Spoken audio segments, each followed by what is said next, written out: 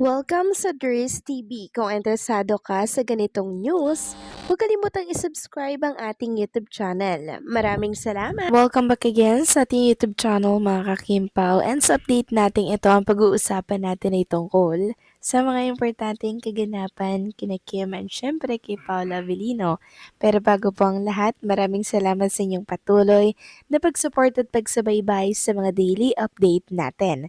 Kaya naman bilang pasasalamat, narito pang ilang napili kong komento patungkol ito sa naging previous update. Unang komento mula po ito kay Ginang Denala Portaza. Sabi niya, sabi ng mga bashers, kaya lang daw sweet Kim Pao sa MediaCon ay dahil para sa promotion ng Di Alibay. Hindi raw totoo si Paolo kay Kim. Si Kim lang daw thrilled. Yung bulaklak daw ay hindi galing kay Paolo, kundi sa ABS-CBN daw. Maraming salamat sa komento, Ginang Denala Porteza. Alam naman natin na pag bashers, panay negatibo po ang sasabihin para kay Kim, ganun din po kay Paolo Avellino. At bilang tayo mga kakimpaw, kilala na natin ang galawan ni Kim and Paolo Avellino, maniniwala pa ba tayo sa sinasabi ng bashers? Lagi po nating nakikita si Kim and Paolo Avellino kahit wala silang ganap, kahit wala silang project, kahit yung mga BTS nila, ganon talaga sila ka-sweet. Hindi ito pang promotion lang mga kakimpaw katulad po ng sinasabi ng mga bashers. Kaya kahit pa ulit-ulit nilang sabihin yan, hindi tayo maapektuhan. Kasi nga po sabi ko, mas kilala natin si Kim and Paolo kaysa po sa mga sinasabi nila. And yun tungkol naman po sa flowers na binigay ni Paula Avellino kay Chinita Princess. Di ba po inamin na ni Paulo na siya yung nagbigay ng flowers na yun kay Chinita Princess. Maging yung penmanship, sulat yon ni Paula Avellino mga kakimpaw every year. Yun yung nakikita nating sulat kay Chinita Princess. Ganon po yung sulat ni Paula Avellino at ang lagi niyang tawag kay Kim Chu ay Kimi. Meron din pong video si Paula Avellino mga kakimpaw na kung saan tinatawag niya si Kim Chu ng Kimi. Kaya wag paniwala ng bashers, deadma po ang mga sinasabi nila. Okay? So maraming salamat sa komento, Ginang Denala Portaza. God bless po and mabuhay kayo. Next comment naman mula po kay Ginang Annalyn Hiccup. Sabi niya dito, "Hi dear, ganyan talaga sila, kailangan nilang buwagin ang ating Kimpaw pero sorry, malakas kami doon, kami sa sagot ni Paulo na 100% ang score at okay na may kumalat na picture na naging pala sila ulit kanina. Bago pumasok sa showtime at asaran sa showtime, ay nako, dress. Ganyan talaga sila mapaghanap ng butas compare ang kanilang idol kay Paulo. Pareho ba si Paolo sa ibang artista? Kaya di ako nagsasawa sa kanilang sumuporta at hindi mauuna sa kanila. Kahit paulit-ulit sila lang talaga tanggal ang stress ko, Kimpa forever, more blessing and more project. Hindi kami magsasawang manood basta Kimpaw. Maraming salamat po sa komento, Ginang Annalyn Hiccup. Yes, ganyan po talaga mga bashers. Talagang gusto nilang buwagin si Kim and Paolo Avellino. Pero doon ako kakapit sa 100% na sinabi ni Paula Avellino. Ibig sabihin, wala na pong hihigit, wala na pong bababa doon, basta 100% sure na po kung anong meron sa kanila. Understood na yon mga kakimpaw. And sa isang press naman na nagkukumpara kay Paula Avellino sa isang aktor, dead mahina lang po natin yan kasi alam naman natin na supporters po yan ni Jay and ni Echo. Siyempre mga kakimpaw, isasabotahe si Paula Avellino. So maraming salamat sa comment, Ginang Annalyn Hiccup. God bless po and mabuhay kayo.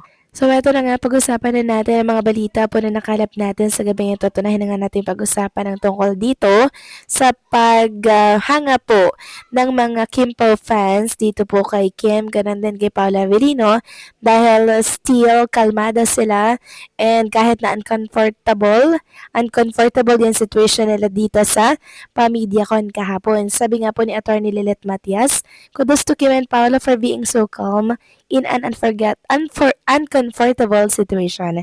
I agree na dapat binaban ng mga ganyang klaseng tao sa MediaCon na lantaran ang pambabastos." Yes, tama po si Atty. Lilet Matias dapat hindi na pinapayagan pa po mga Kimpaw yung mga ganyang press pag-usapang Kimpaw kasi parang parang may something mga Kimpaw, di ba? Sana yung mga press na maayos naman, hindi po yung nakakaup yung mga tanungan kay Kim and Paolo Avellino. Kaya next time ayoko na silang makita dito po sa mga pamilya ko ng Kimpaw sa next project nila. And sabi nga po nitong si Carlos Miguel, prangkahan na pero may mga certain questions ang media na pati ako ay felt uncomfortable para sagutin ni Pao at Kim. Sa dalas ko manood ng media ko, knows ko na yung style ng iba. Pero next time no need to compare Paolo Avellino sa vet mong aktor. That was unnecessary na sinang-ayunan ni Chinita Princess. Sana talaga hindi na po imbitahan yung mga ganyang press.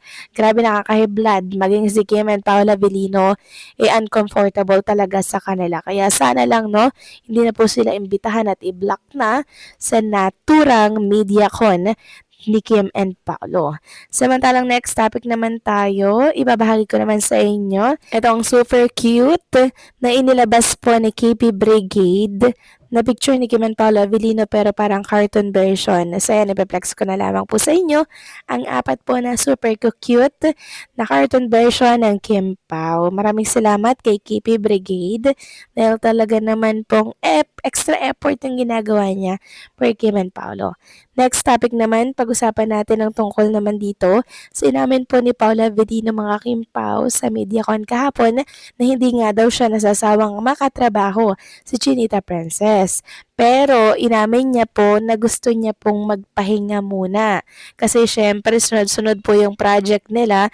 Gusto niya po munang ipahinga yung katawan niya, yung isipan niya. Kasi syempre tao lang din naman si Paolo at si Kim na nangangailangan po ng break or pahinga muna. Pero ang napakalinaw doon, hindi po siya nagsasawang makatrabaho si Chinita Princess. Break lang talaga yung kailangan ni Paolo para huminga dahil napapagod din siya. Ganon din syempre si Paolo Avellino. Baka nakakalimutan ng management na tao din si Kim and Paolo na kailangang magpahinga, kailangang mag-relax, 'di ba? Kasi nitong mga nakaraang taon, grabe yung project nila sunod-sunod. Kaya ngayon binigyan sila ng break para naman sa world tour na kung saan may enjoy talaga nila yung travel at the same time nag-work sila para syempre sa kanilang love team and para ma-meet na din yung mga fans sa iba't ibang panig po ng ating mundo.